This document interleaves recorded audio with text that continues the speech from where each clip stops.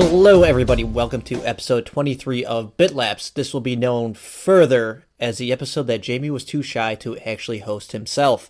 I am your real host, Dave, with my co-host, Jamie. You're a dick. What?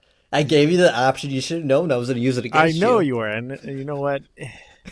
You still didn't see it coming. Yeah, well, I did, and I thought maybe you would be kind enough to just drop it. No, we didn't. We just went right along with it, did what we did, and you just... Well, you made fun of me last week because of my whole slip-up with the tongue. Dude, so I thought it was only justifiable to reverse that and give you a chance to host yourself, but you're just too shy, too scared to do it. Okay, first and foremost, I'm not scared. Here's how it went. Really? 2 this seconds. is what you just said 5 minutes ago. No, well, let's just wait till I'm a little bit more comfortable with this. It was more like, hey, Jamie, you ready to start up the show? I'm like, I'm very comfortable now being in front of a mic, but I'm not comfortable quite yet to start the show. And I'll get there, and I know I will. Like I was just telling you. It's going to be a time where it's going to be either you're sick or you're not feeling good. Then I'm going to have to take that seat for that second or for that show. So you'd rather be forced to do it as opposed to having an option. Exactly, because then So that means that's going to be even worse because you're going to be nervous. You're not going to know what to say. I won't be here to carry the show. It'll just be a total mess. So in other words, people, if there's ever an episode where Jamie's on it by himself, do not listen to it. It will be a car accident. You actually no car accidents. You kind of don't want to look away. No, it will be a dog pooping on a yard. You know what? You don't want to look at it, but you can smell it, and it smells like shit because it is. It would be that first part that I would have to get past. After I got past the first part of basically introducing the show, who I am, what episode, if I can remember what episode that we're on, and then go into the content, I'll be fine. Once I get to the content part, it's the whole having to introduce the show. The 5 seconds of the introduction. Easy talking. Yeah, pretty much. Speaking of introductions, this one has gone on way too long because you are shy. Shut up. Anyways, as we promised, this week we will be talking about Destiny Beta. So we're going to jump right into that right away. And for one, you were very, very, very, very, very, very, very, very, and yeah, this isn't repeating. This is not a record. Very, very excited for this beta. Did it live up to your expectations? It did. I was expecting what I saw and what I got. Even though it's beta, I still was very pleased by what I got to play and how the gameplay actually was. I'm not the only one, but I have to agree with a lot of people that have said about the basically not the gameplay, but the what I'm trying to say, the way the game, not the way the game played, but the weaponry and how it felt. The tactile feel of the weapons and exactly. So I was very impressed with it. It's, I was really concerned about if it was going to be more of that Halo feel, but it wasn't. It really was. It had its own feel of what they were trying to create for Destiny, and it was separate from what I thought would have been from what I thought we would have gotten from Halo. But definitely, I was happy with the game, with the 8 levels that I got to play, and it really has that MMO-esque feel, and that's what, for me, like I said, I'm a big MMO fan. I was super happy with what they came out with. It's a meld of 2 genres, first-person shooter with MMO feel, and I think they did a really good job of it. Yeah, see, on the other hand, there's me who I was just like, I want to try, I'm probably going to buy it no matter what, and I thought I just didn't know what they were aiming for, and after really playing with it I played it more than I thought I was going to. It's kind of weird how internally I am just divided on this game. And what's making you divided? Oh, well, the thing is, it's just seeing all this positivity like on Twitter and social networks and stuff like that. Right. People saying that it's the next greatest thing ever, and I'm sitting here at the same time looking at it, and I'm seeing stuff and the more I played it, the more it felt like I was peering behind the curtain, seeing how their mechanics work, what they're doing, and all I saw was Bungie doing everything they did in Halo, but basically they stuck to their strengths, and unfortunately their weaknesses are still there, Right. with the story. The story is kind of nonsensical Right. with the black and the light, and I'm just like, okay, whatever. Their story was, they create characters, but the stories that go on around it, they never really fleshed them out That's in Halo. true. Yeah. But it's like the part where everyone's like, oh my god, the world is so huge, and then all of a sudden I'm in exploration mode, and we get to the edge of a zone. We'll just say it's a zone because that's like an MMO terminology. Right. And like I would be standing on one side, then all of a sudden I see some guy disappear. Uh-huh. So then I cross the invisible line, and then they automatically reappear. So the world isn't as big as we think it is. So what are you trying to say would happen? Well, I mean, I'm trying to scale back everything. Okay. What people are saying that, oh my god, these environments are so huge, the world is so huge. Right. And I think we've seen this before. This was Halo. If you remember the first Halo, I think it was the first mission, how big that map actually was. That was a huge map. Right. And we're seeing that same strength that Bungie has always done. They're good at making these big battlefields. Yeah. So they're not doing anything different from what they've done before, is what I'm trying to say. Well, and I don't... And they split that big map, like old Russia. Uh-huh. It's actually probably 4 or 5 different maps that are disconnected in between some different corridors. Huh, so you're not... Get that feel. I didn't, because you didn't do that much exploration like I did. You're right. I didn't. Whenever you were playing with somebody, you were probably in a fire team also, right? Yeah. Because one time I was picking up the beacon quest, the little sub quest, and then me and like 2 or 3 other guys that just randomly roaming around were just happened to be heading the same way, and then all of a sudden I got to like one hallway. I'm looking around, and I look, and 2 of the guys disappear, and then I'm like, what just happened? Did they just get switched into a different server or something like that? Right. And then I walked further down the hallway and it was like crossing an invisible line where the second part of the map loaded. So they are hiding all this stuff that's going on in the background. And unfortunately, I'm seeing it. So it takes away that whole you lost idea the that this... Well, not the experience. I'm just saying it takes away from these people are saying these are huge environments when they're really not. They're individual zones set in like 5 different maps connected by these little corridors. Yeah. That you're not really seeing unless you're with somebody and you see them go past that invisible line before you. Now, you're talking about in the exploration mode versus like when you're in a fire team mode when you're going up against a mini-boss. Yeah, we already know that when you go into the no respawn zones, that's like an instance. Right. Okay. So that's what I'm just trying to clarify that you're talking about. No, this is actually before the instances. This is just walking from one area to the next. And I see people disappear, then I cross that line, then they reappear. Interesting. And I didn't get that depth into the exploration, which I really wanted to, but I was trying to do as much as I could as to get into the fire team and play the different levels, and I played my second character of the hunter, and so I wish I would have been able to do more of the exploration mode to be able to see what you saw and understand what you're talking about. But I mean, I do get what you're saying.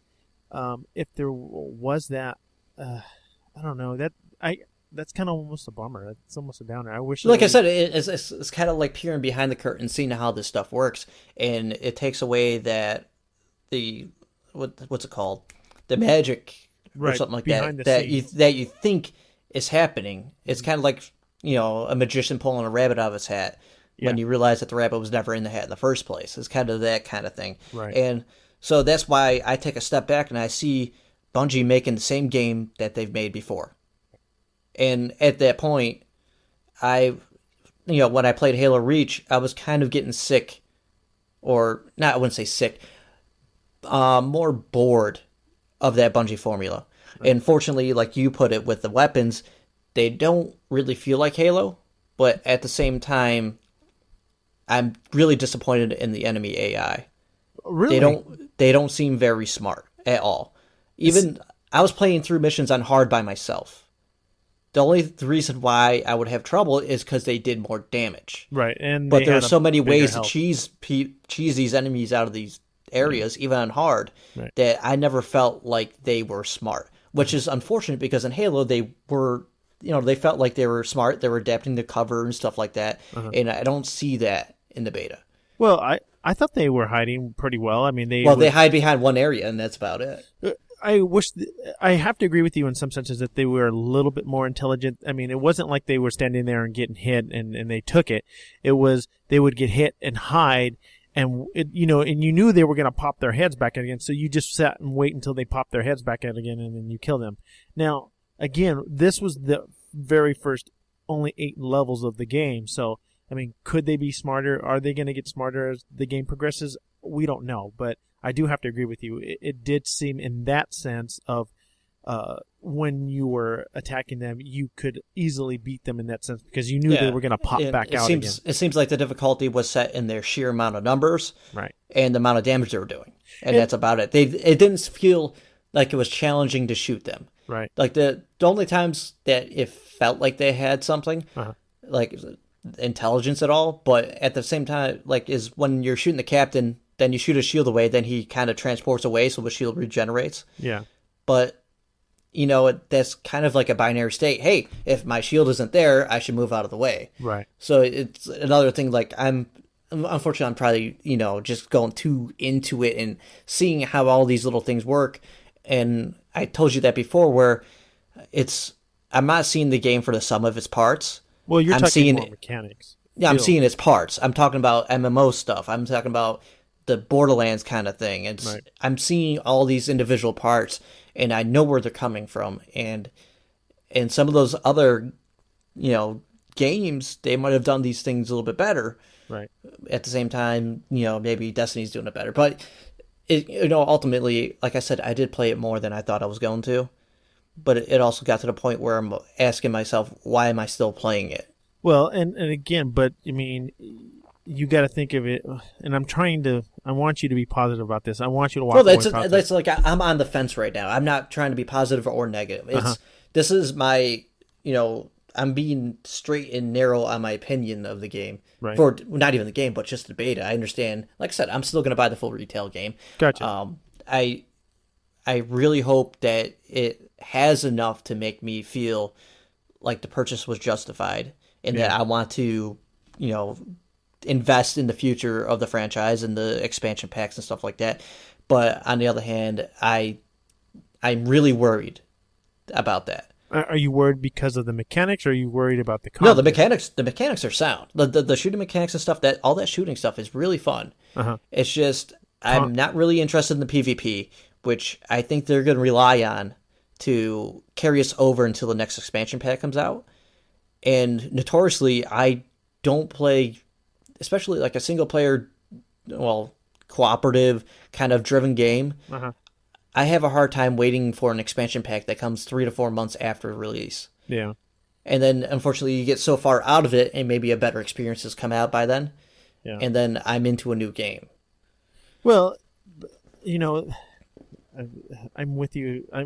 I'm with you on that. That's the sad part about this, is that the playability, and like we were discussing offline, it has to be there, and for content to be there, and if it's not there, you're gonna lose a lot of people, like you said, to newer games that are gonna come out. Bungie's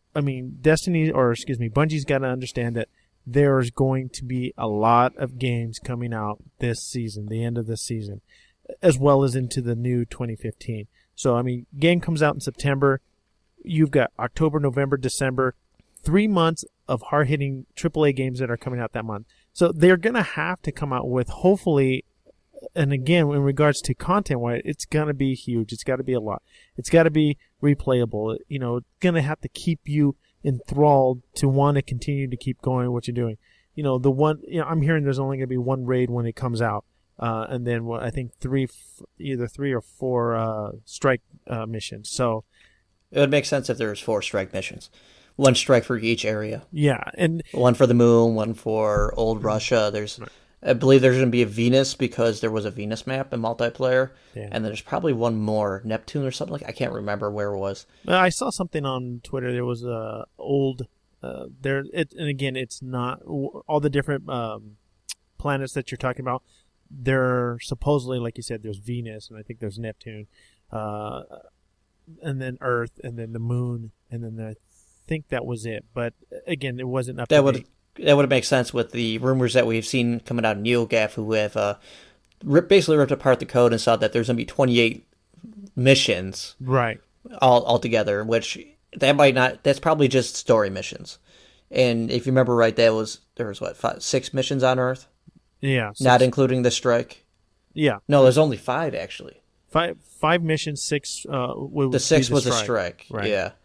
And, so, but it's and that's my thing is that I want to make sure that there's enough playability to keep me going to, and again in an MMO, a lot of people go back to beginning levels or mid-level ranges to up their character to get either reputation stuff so that they can start buying either uncommon, legendary, or rare items just so that they can go back and get these items.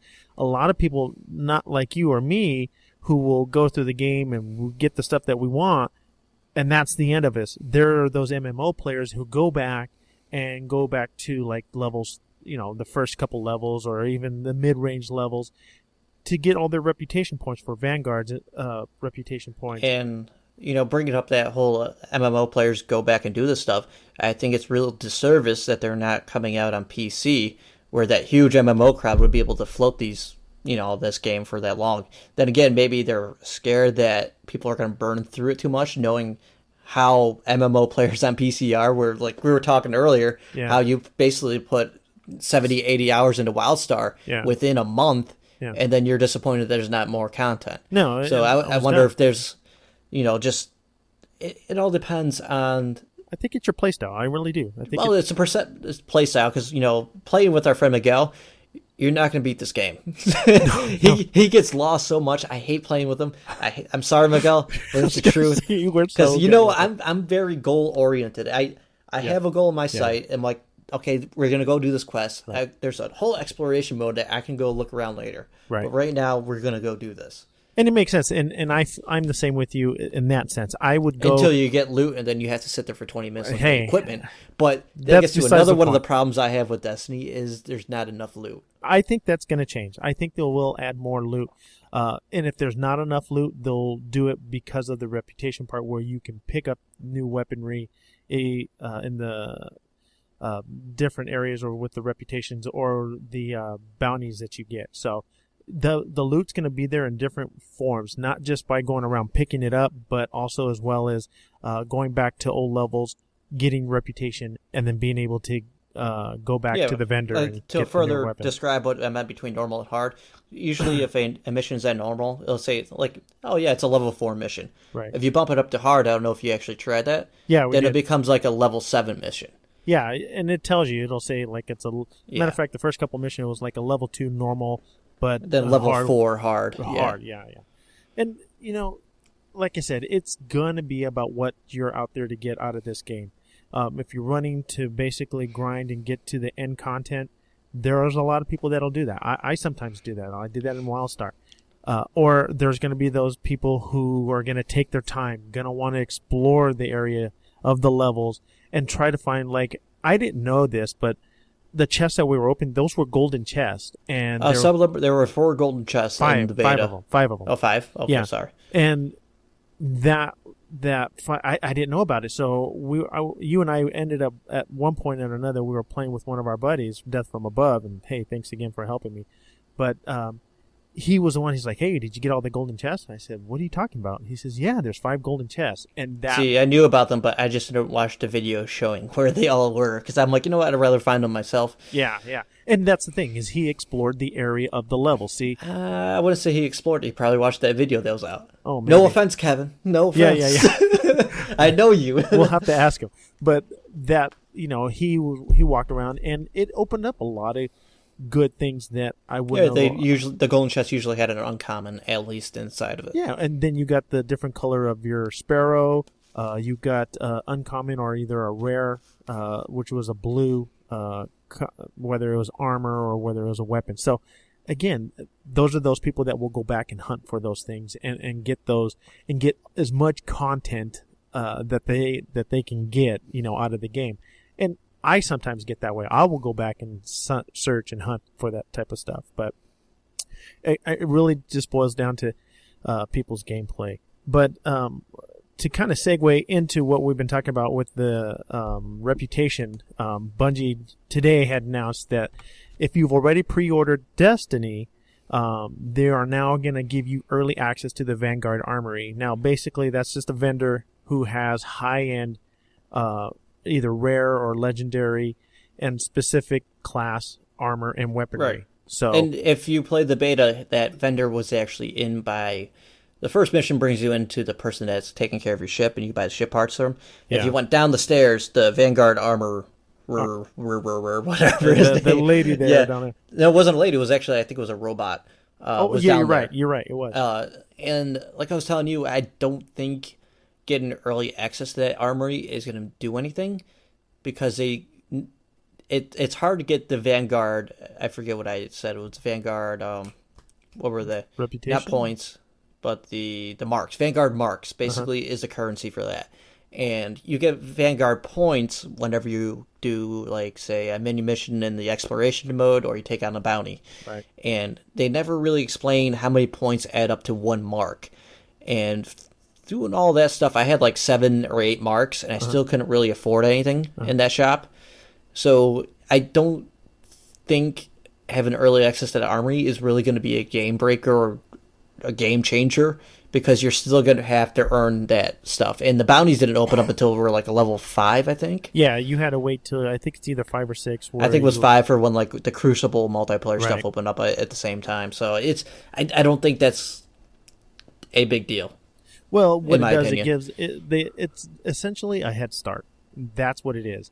You're allowing people who've pre-ordered the game to gain a head start on those. It's not really a head start, though. That's what I'm trying to say, because you still need to earn the Vanguard marks in order to buy that stuff. Right. That's the only way you could buy that equipment in the beta. No, is if you had the marks. Right. But what I'm saying is that at least they're going to have access to it. Those, like I said, those are the people that are going to run through the game and get to the quicker levels up to 5, 6, 7, 8, and 9. They're going to get to the marks a lot quicker and still have the ability to get it. Well, we don't know when it's actually going to lock in the game anyways. No, we don't. So, like I said, it might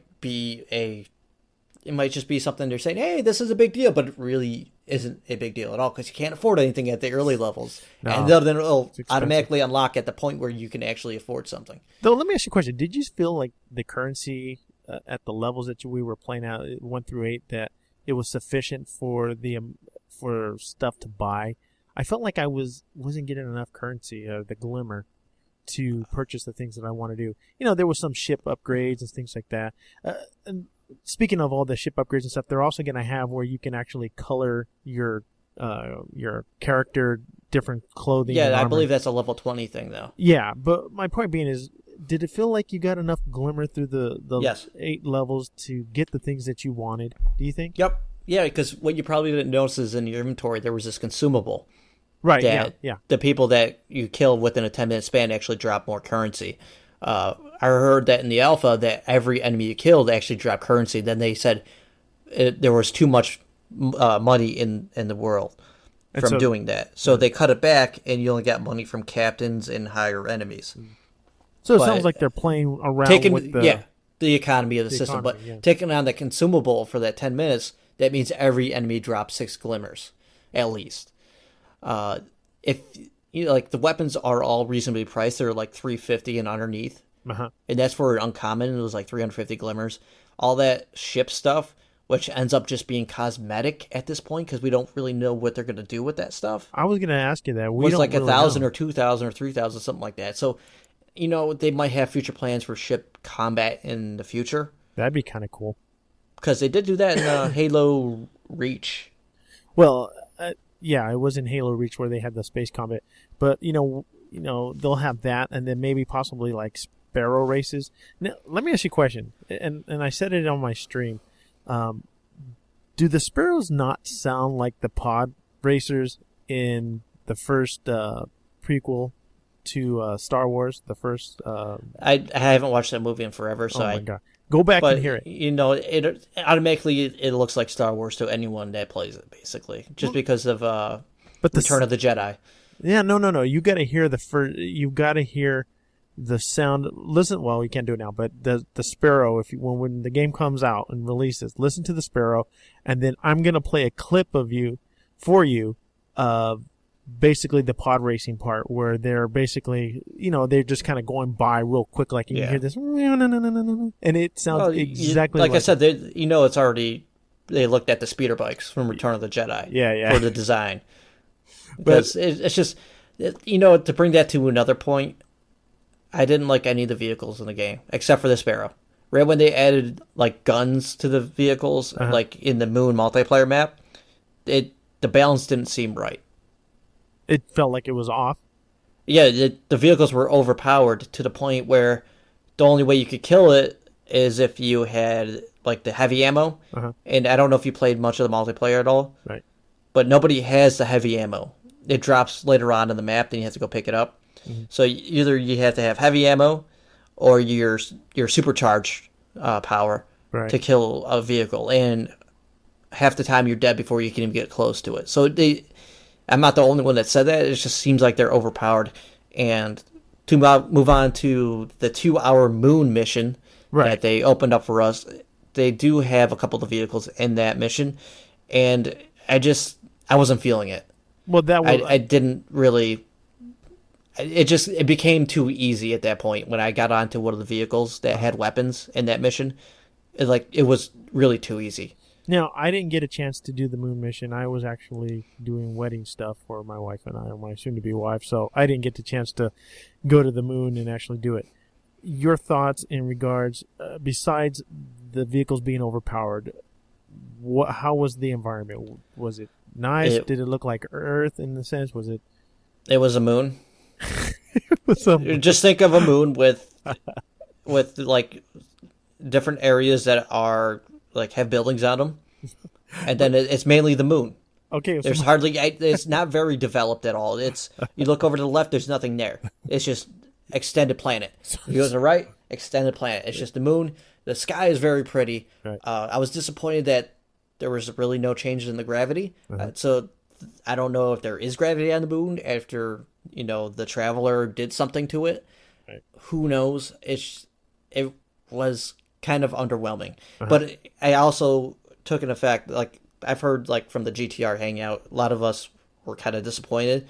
But then I also reminded them that it was actually a level 6 mission. Right. And we were all level 8s going into that. So you guys were overpowered already. Yeah, so basically what took us 10 minutes might have taken us longer if we were 2 levels lower.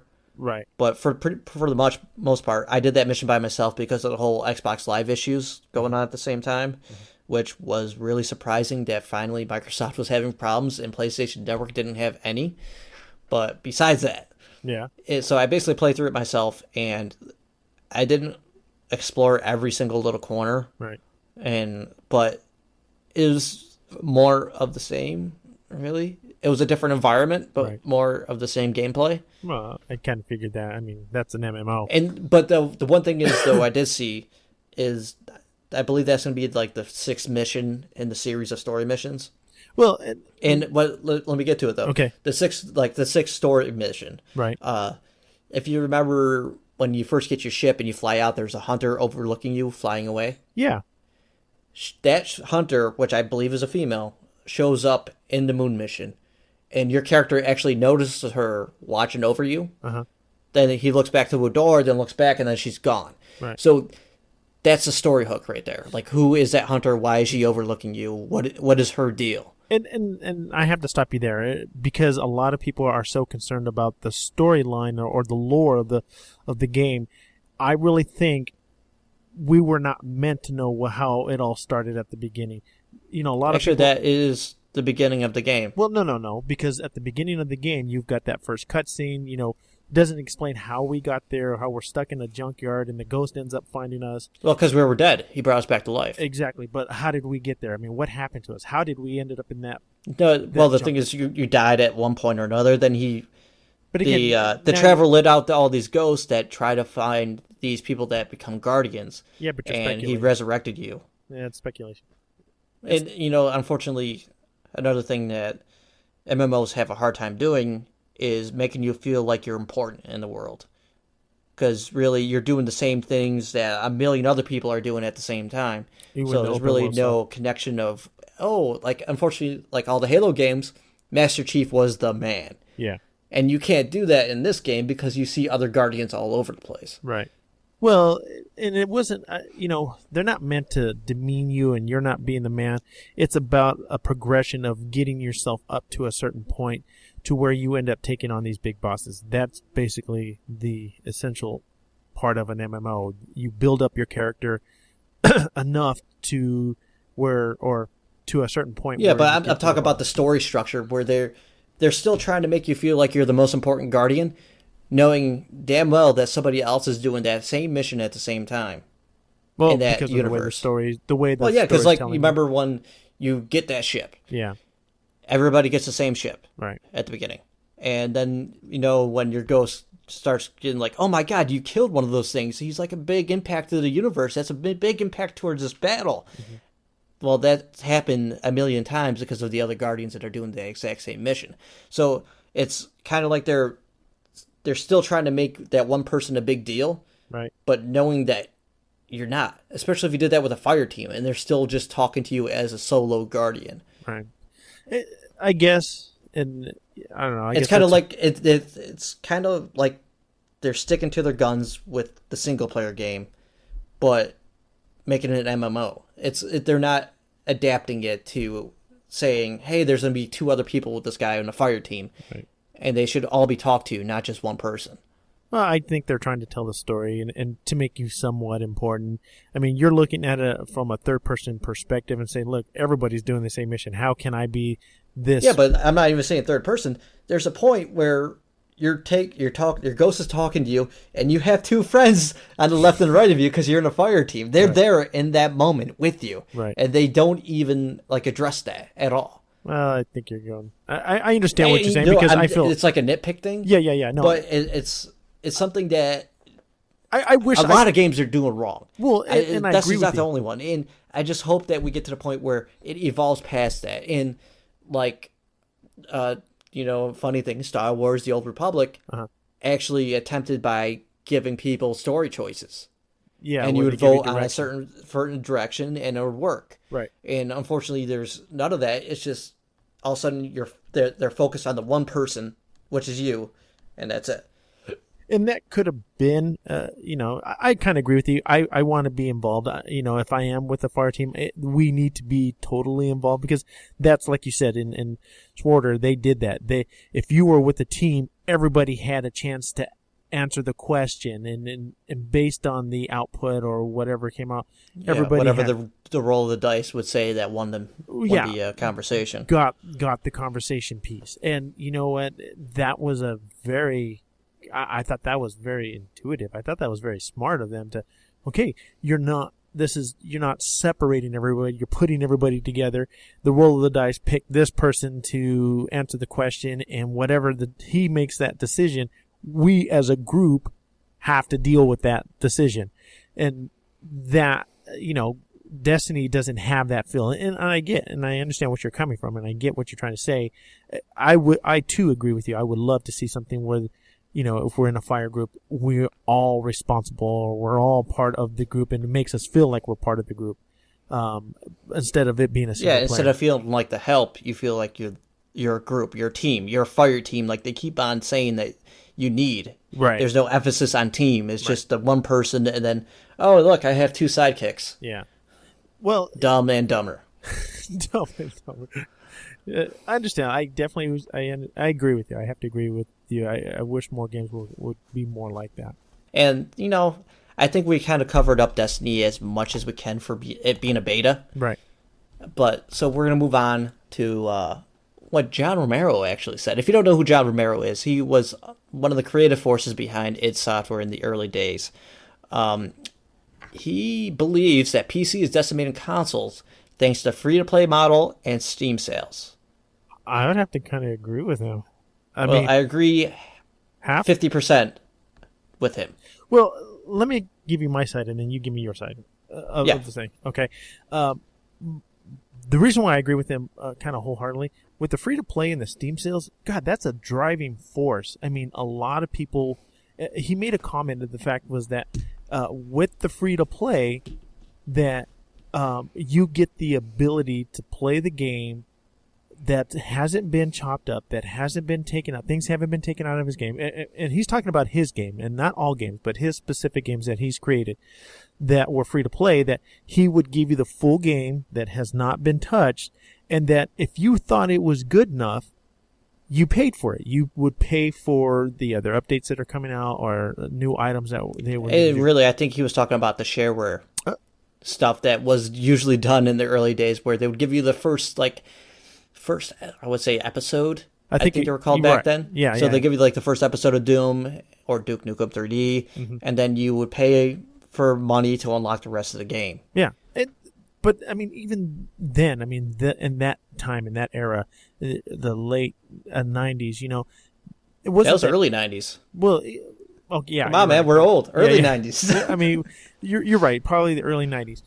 You know, to do the shareware, to be able to play the game. But if you liked it, you know, you paid for the rest of the game, and they gave you one or two. They give you missions. It was more than one or two missions. Like I said, it was like a whole episode. Which back then there was like for first person shooters, there was kind of like there's gonna be 9 missions in an episode. Yeah, at that point. And then with Steam on top of that, doing these summer sales, doing these winter sales, you know, companies dropping their prices, having green light for indie developers to have their games. I mean, it's a huge driving force. And I have to admit, I mean, Valve created this great application, I guess, or software for shop, pretty much store to put storefront. Yeah, just to put all developers' games into one area where everybody can go, whether it's free to play with Steam sales on top of it. You know, that's a huge driving force. It was always separated. You had to go to the developer's website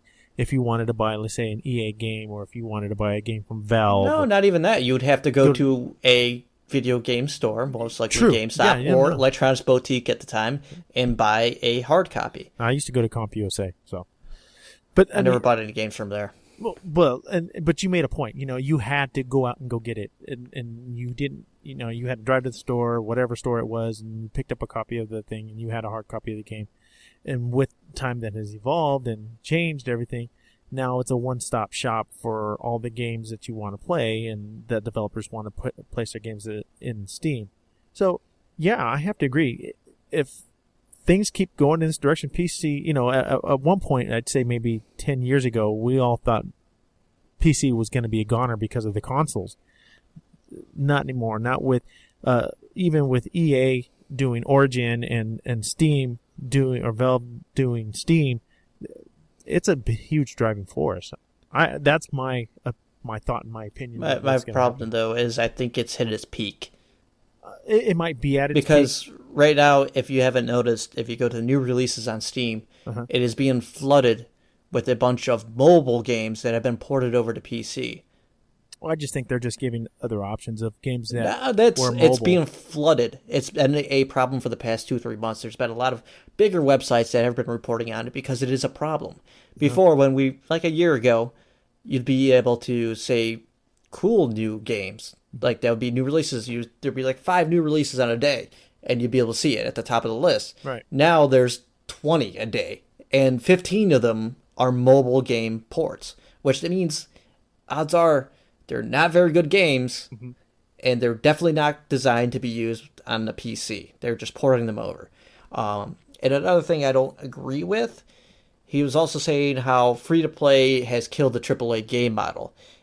And I think that is false, because free-to-play games, the only thing that's killing the AAA kind of game that we're so used to is the fact that these companies are still trying to make AAA games but put in the free-to-play hooks at the same time, which ends up destroying the game that they're trying to make. And we kind of find, players like us will then see those hooks and say, this is bullshit. And just like at all Microsoft's first-party games at the beginning of the Xbox One launch cycle, Forza has all the hooks in it as a free-to-play, but we're still paying $60 out of the gate. Yeah, but you know what also is starting to kill these AAA titles? And, money. The microtransactions. how expensive it is to not even actually that. make them. But some games that are AAA titles that you pay for $60 for a game or $50, whatever it is you pay, then some of them will have microtransactions on top of that. It's like, really, we need to get away from that. Get away from the microtransaction. That's what I was just saying. Well, I understand, but my point being... you just restated the exact same thing I said and made it sound like your idea. No, it's not my idea. I'm just reiterating what you're saying. But, that's a huge deal, and I hope they can clear that up. But in regards to the AAA titles that you were saying, that you were also talking about, a lot of them are coming to PCs, too. Titanfall, Division... I can't think of. There's another game that's supposed to come out to PC. Yeah, PC seems to be getting more love now, and from the developers. The funny thing is, like you said, it for the past 10 years, like 10 years ago, we thought that PCs were dead with the announcement of the new consoles back then, the Xbox 360, the PlayStation 3, right? And unfortunately, those same consoles are the reason why the PCs got back in the game, because those consoles lasted way too long. That generation lasted way too long. Right. And personally, I started to see the age of my Xbox 360, and I bought the gaming PC probably a year before they announced the Xbox One, and like a year and a half, 2 years before I actually got the next generation. Right. So if those console manufacturers want to blame anyone for this, it's themselves. So being greedy and well, not greedy. I chose the wrong word for that, but resting on their laurels. In regards to... and then they come out with a $500 or $400 system. Right. And $60 games. That's another thing I'd have to get into. Like, the thing with the Steam sales is it's good for the budget-minded gamer, but the majority of... No. I am. Really? Yeah. How many games do you buy day one? That's not the point. Move on. That is the point. Move on. Because we are not patient enough for some of these games to go on sale. Well, no. And unfortunately, if we get into that groove where we're waiting for games to go on sale, we get things that happen like Alan Wake, where unfortunately, because the first 6 months where they try to judge the sales on whether or not there's going to be a sequel, there was no sales. Right. But then the life of those sales actually kicked up after the 6 months, and it was too late because they already moved on to their next project. Right. So it's kind of a two-edged sword where, sure, we feel like we're paying too much for some of these games, especially on day one or day two or something like that. Yeah. But if we don't fund these games that we might like early on, we might not see another one of them. No, and that... At least in the short range time. We might have to sit around and wait for... but now kind of like Mirror's Edge, where we're still waiting for a sequel, right? 4 or 5 years later. Well, to defend myself in regards to what I paid for it, and I'll touch back on what you're saying. I did wait, but I didn't buy anything. I mean, why I bought all those games in my console, I saved up for it, and that's what I'm talking by the budget person. If you realize, well, the budget-minded person would wait until they're on sale, not pay $60 for them, because they're going to be down to $40, like Murdered Soul Suspect. Yeah, that dropped in price. And the funny thing is, to show that you're not budget-minded, it was $10 cheaper on PC, but you still went out and paid $10 more to play it on Xbox One. Yeah, because I felt... So you can't include yourself in that group anymore. Sorry. Stay on your side of the table. I'm budget-minded over here. You, not so much. All right, I think sometimes, I do get to a point. But I try to save as much money as I can, especially on PC titles. Because I waited... Only PC titles. I mean, because there's still games out on PC titles that I still Wolfenstein's another example. I waited a month and I got it for $35. Yeah, but the same thing. But you got it day one, paid $60. Yeah, I think for me, it's like if I really want it, I got it. But like, let's take Tomb Raider.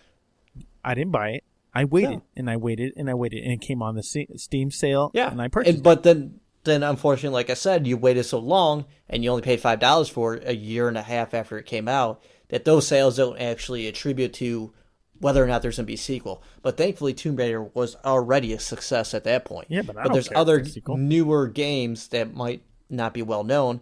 For example, let's say, because we both feel the same way about this game, Sunset Overdrive. Yeah. We're probably not going to buy it the first day because, from what I've seen, I don't want to pay $60 for that game. I'm not going to, honestly, I'll be honest and upfront, I'm not going to buy it.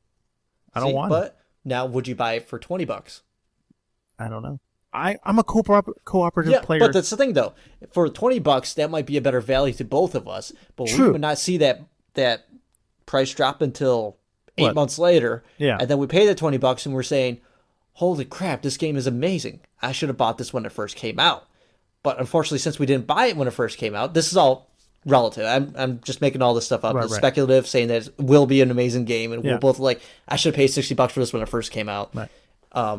But then we get to the 8-month mark and said, man, I should have bought this when it first came out. Yeah. But it doesn't matter now because there's not going to be a sequel because it didn't sell well in its opening window. Yeah. Well, So it's like I said, if we find games that we know we're going to like, we should buy them day one. and a lot But of it. if there's games that we're going to be speculative about, then it could be okay. But for me, it's like, like I said, for me, I have to have the cooperative experience. But like, take a good example. Well, you need the cooperative experience because you suck at games. No, I don't. I mean, I'm not. Yes, you do. You Hey, even straight look, face. I played. Kick your ass, Dave. Really beat Dark Souls on your own. You will be coming to my wedding. I'm going to kick your ass then. I'm going to throw you in my pool. Anyways, point being is that I'll already be in the pool. it's not the point. Okay, so let's take Trials Fusion for a reason. Why don't you dare? Dave's dying over there. He's making gestures. It's not the point. Back to the point was Trial Fusion. Okay, we haven't bought it. Why? Because it's lacking in what we want from that game. It's what kinda made lacking the one game, half though? of what I want from that game. But- I love that single player, but if I'm paying the same amount as I did for the last one, and it's missing a key component that we really liked and enjoyed, then which I'm was probably a not gonna do huge it. key Component. Component. Yeah, I excuse did me. the same thing. Yeah.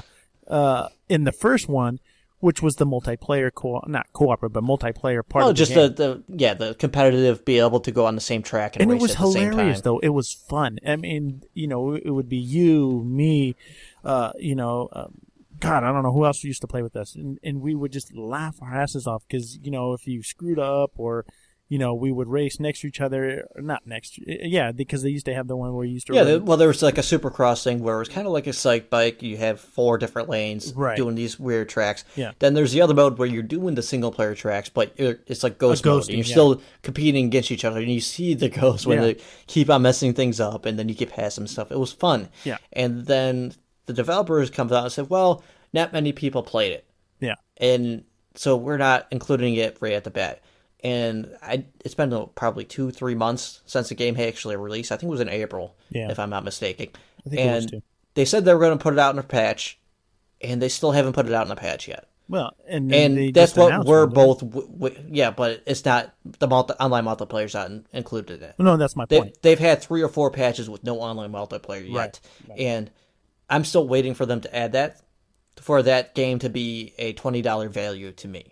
And that's Even though I love that single player component because I love that challenge and stuff, I'm still waiting for more value to be added to it. Otherwise, I don't believe them that they will add it. well, you just don't feel the value of the game for whatever the cost is now is worth the cost of the game because they took a Yeah, because a basically I'd good be portion paying of for the game out. potential on what they're, now I wouldn't say promising, but they're saying we're going to add it in a future patch. And it's a Ubisoft published title.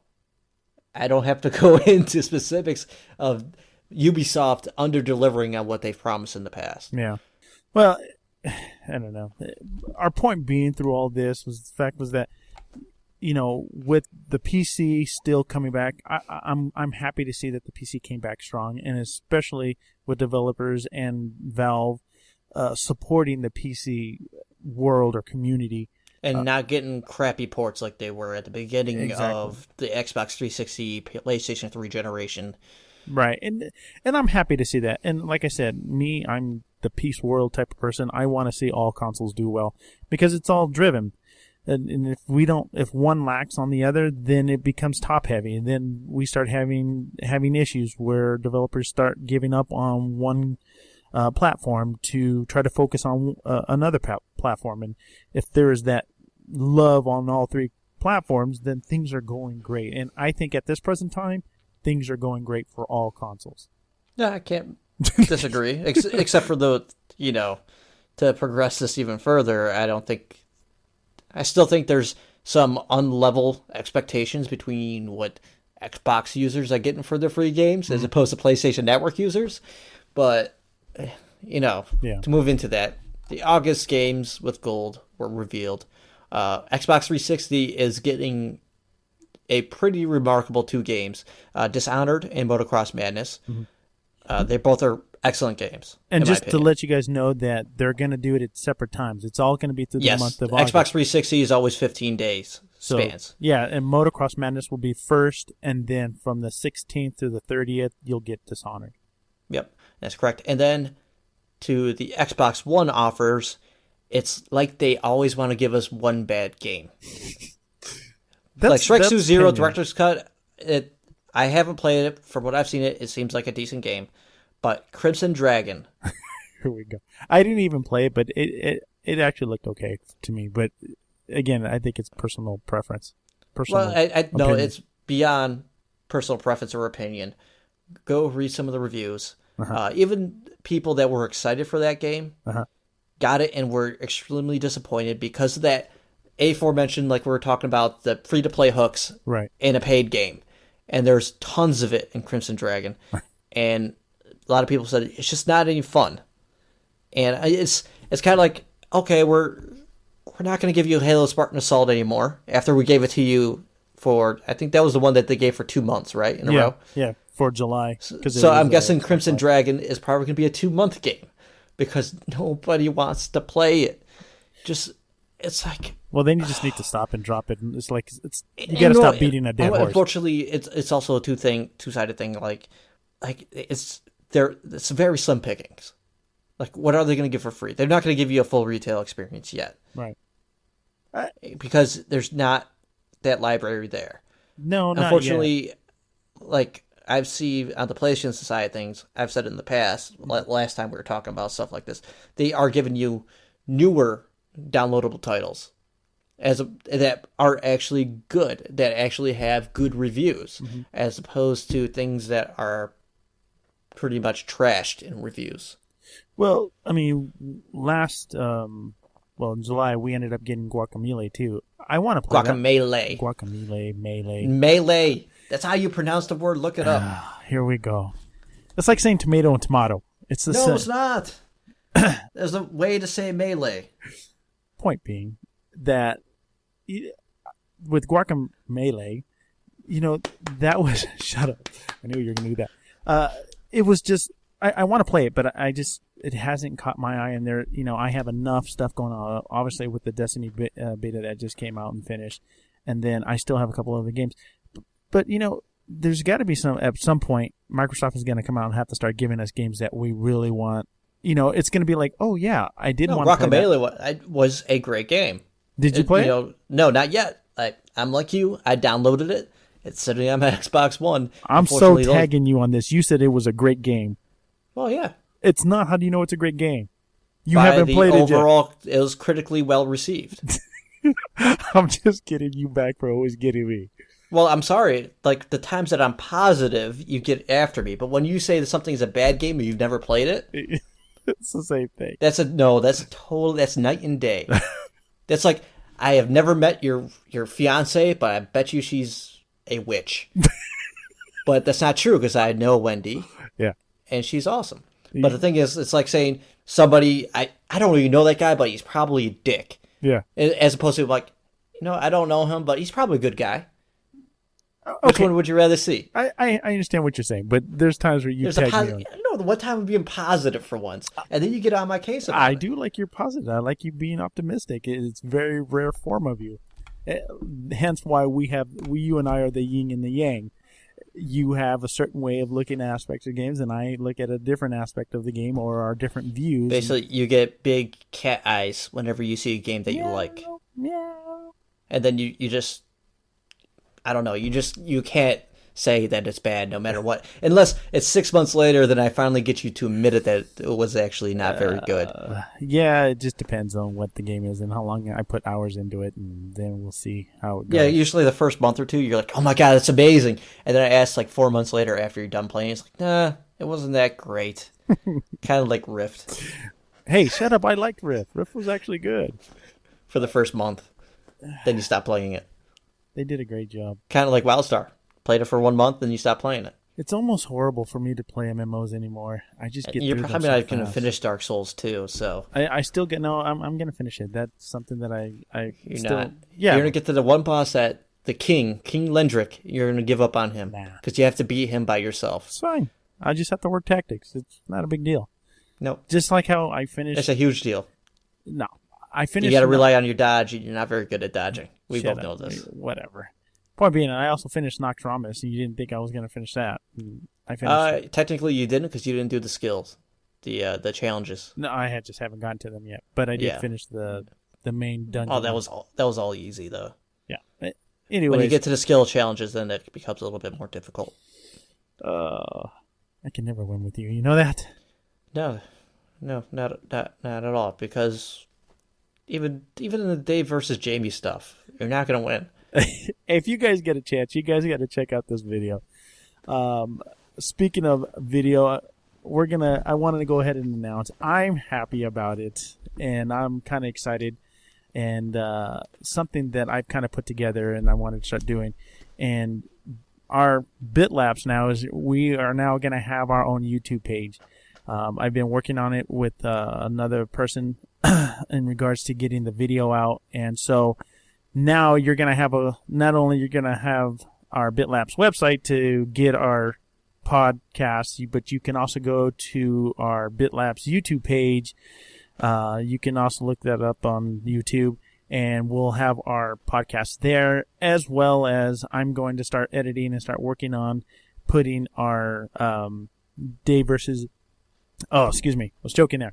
Our Dave versus Jamie streams that we do on Thursdays as well.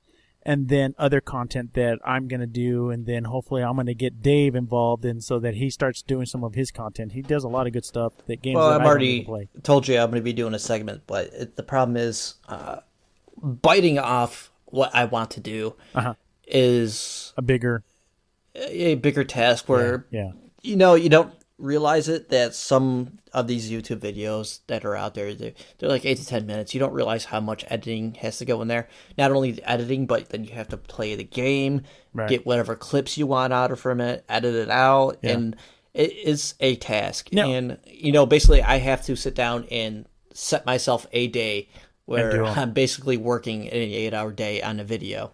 How often those happen, not really. I am not sure yet. But it might be like once every other week, it might be once a month, but I definitely am going to work on it. And I have to tell you guys, he's already showed me a little preview of what he was trying to do, and I like it. I mean, you've seen him out there, but what he's doing, he's taking the time and doing the editing and putting it all together. And that was kind of another reason why I wanted to kind of push this forward to get into the YouTube world. A lot of the content that Dave and I do sometimes is separate, but this will now give him his outlet to be able to create what he wants to create, and then we can post it on our YouTube page so that the content's out there. You can basically talk to him. You can leave messages, say what you think of his whatever he's doing the video on. So you guys get a chance, go to our YouTube page. That's out now. You can go to it now. It's up. I've got a couple of Destiny beta hunter class stuff that I put up, a couple of our podcasts that are up right now. Just to let you know, I am working on getting the rest of our podcast up. It's just taking me a little bit longer to do because they're hour-long videos, so I have to do a little bit of editing, and I'm adding little bit of content into it. You've done a real cool thing where you do add a picture of what we are talking about during the segment of the show, which it can be difficult when we're constantly battling back and forth and going between topics. So I give you a thumbs up for that. Well, I appreciate that. And overall, it takes about, if I can speed through the video and just cut to the areas where we segment or segue into something different, then it's just me getting to that point, finding out where we actually start the point and so on. I don't want to bore you with all the details, but you guys get a chance, go take a look at it, check it out, and we're going to add a lot more content to it. So go take a look at that for us. And with that news, we're going to draw episode 23 to a close. My closing comment would be, we have a game that we will be playing for Dave versus Jamie that's probably going to be hilarious. Oh, I can't wait. So please pay attention to Twitter for when we can do this. Probably be Thursday night at 12:30 a.m. Eastern, 9:30 Pacific. Okay.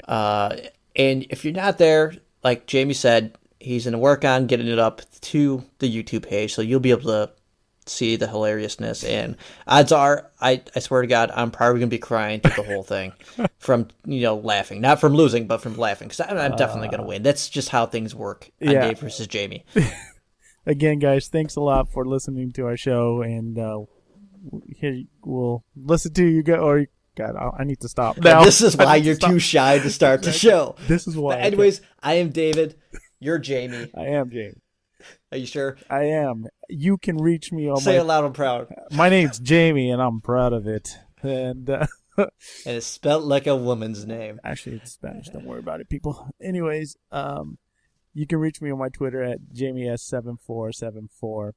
And mine is David2Sly, as I'm pretty much everywhere with that name. I don't like to mix it up and make it difficult for people. I wish unlike some other people. Anyways, we will catch you guys later. Have a good one. Guys, later. Have a good one. Guys, later. Have a good one. Guys, later. Have a good one. Guys, later. Have a good one. Guys, later. Have a good one. Guys, later.